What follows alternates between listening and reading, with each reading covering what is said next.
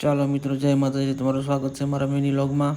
આજે હું નીકળી ગયો ઘરેથી ગામમાંથી આવીને દુકાને આવ્યો, 3 માવા લીધા, પછી નીકળી ગયો ભાઈ લાઠી ત્યાંથી હું ને મારો ભાઈબંધ। ત્યાં રસ્તામાં આવી ગઈ હેતની હવેલી। જો મિત્રો, ફરવાલાયક સ્થળ આવો તો પધારજો।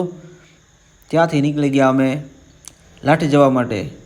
લાઠી જઈને જોયું પાણી કેટલું આવ્યું છે, કેટલું નહીં તળાવમાં, બધી સાઈડ જોયું।